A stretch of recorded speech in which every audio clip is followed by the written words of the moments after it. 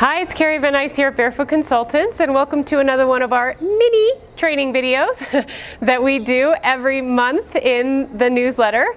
And I'm here in Ecuador exploring another country. I live in Mexico, and this is one of the topic of the day actually, is taking a scouting trip. And I wanted to talk about the importance of taking a scouting trip. Oftentimes this seems like it is an expense, which it certainly is, and that you're not going to get a return on that investment of time and money. But I want to assure you that you definitely will get a return on your investment of taking a scouting trip. So let's talk about the importance of taking a scouting trip. You get to go, it's very different to look at the world as a tourist than it is to look at the world as if I'm going to live in this community. I'm going to integrate myself into this community. Where am I going to buy my groceries? Where am I going to get my favorite cup of coffee? How far away from the school that I'm working at do I want to live? What does my commute look like? Am I going to be able to walk?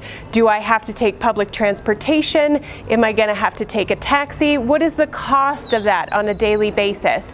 What is it going to cost for me to go out to my favorite restaurant?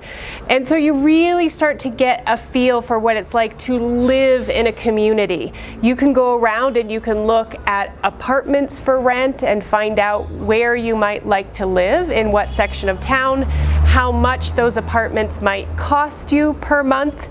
You might be able to even find out what things like electricity and internet are going to cost you on a monthly basis, and really start to get a handle on what is my cost of living, what does day-to-day life look like in my new community.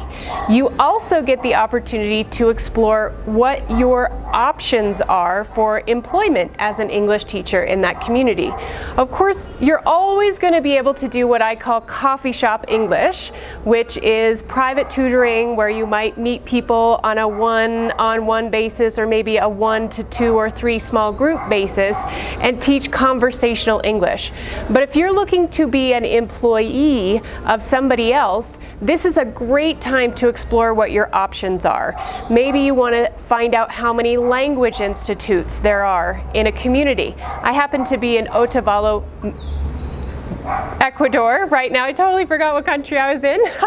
I happen to be in Otavalo, Ecuador right now, and one of the things I did was I went onto Google Maps, and Google Maps has this great feature that says near me, and I just put in Language Institute near me, or I put in English, or I put in Spanish Institute, and I was able to find out that in this community of 40,000 people, there are 4 language institutes that specialize in teaching English. There are also 4 universities here who probably have English in their curriculum. There are a dozen high schools or secondary schools, what they call colegios, here in Latin America. There's probably twice as many primary schools that would also want to hire a native English speaker. So that gives me an idea of how much opportunity I can expect to find in a community like this. Now, you're probably not going to teach in Otavalo, but you start to get an idea for, well, maybe in Latin America, a community of this size might have that kind of opportunity. And this is the type of thing you want to do before you go on your scouting trip. So before you go on your scouting trip, you're going to do a lot of research. You're going to find out who you can go talk to about opportunity for employment once you're there. You want to look at the cost of living and compare that to what you actually find on the ground. You can even start to reach out if they have expat forums and maybe make some connections with people. If you know in 6 months I'm going to take a scouting trip, you might find some friends who would be willing to take you and show you around, maybe show you the style of living that there is. If they live in a part of town that's a little nicer, maybe there's a part of town that's more affordable, and you can start to build your network before you even go and have some people to interact with when you're on your scouting trip alone. So I want to tell you a little bit about my friend Bill Dixon, who's been in the program for 7 years. Bill happens to live in Cuenca, Ecuador, and just a few days ago I was having dinner with him, and I interviewed Bill even before he had done any kind of certification. He knew he wanted to live in Cuenca, so he took a scouting trip there, spent a week there, and he didn't do any advanced research because he wasn't in my program yet. But what he did was he just followed the school kids to school that he saw walking to school every morning, and he walked in and he said, "Hi, my name's Bill Dixon. I'm a native English speaker. I'm going to be moving to Cuenca, and I wondered if you would, do you hire native speakers? What requirements are there to be hired for your institution?"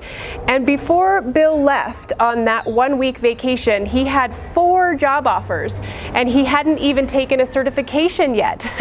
So these are the types of things that you can plan to do in advance before you go on your scouting trip, so that you get some face time with some people who might be your future employers. You can also have a CV or a resume and a cover letter ready to leave with them, because then they know you. You're a known entity. When you move, they've seen you before. They have your application materials on file. If anything comes up in the meantime, they might reach out and give you a call.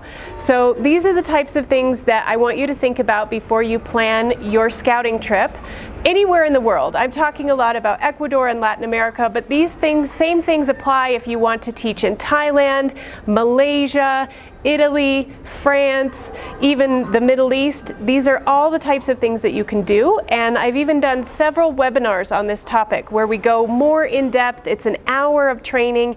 You can find those in the learning materials in the Insiders Access Only membership area in the webinar playbacks, and you can just go to the title that has to do with scouting trips, and you'll get a lot more information in there. So I hope this video has been helpful for you, and I look forward to seeing you again in a month in our next newsletter.